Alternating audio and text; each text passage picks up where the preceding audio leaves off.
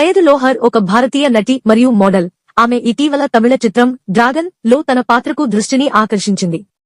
అస్సాంలోని తేజ్పూర్లో ఏప్రిల్ 11, 2000న జన్మించిన ఆమె ఆ తర్వాత మహారాష్ట్రలోని పూణేకు వెళ్ళింది.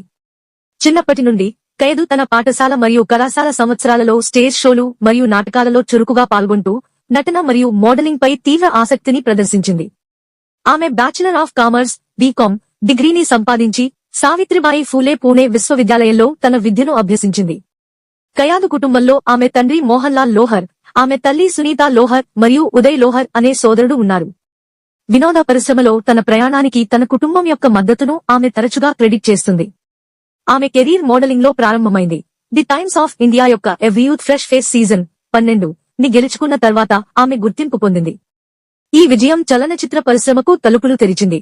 2021 కన్నడ చిత్రం ముగిల్పేట లో ఆమె నటనకు దారితీసింది. అప్పటి నుండి ఆమె మలయాళం, తెలుగు మరియు మరాఠీ చిత్రాలలో నటిస్తూ తన కచేరీలను విస్తరించింది. డ్రాగన్ లో ఆమె పాత్ర ఆమె పాపులారిటీని గణనీయంగా పెంచింది. ఆమెను దక్షిణ భారత సినిమాలో వర్ధమాన తారగా చేసింది.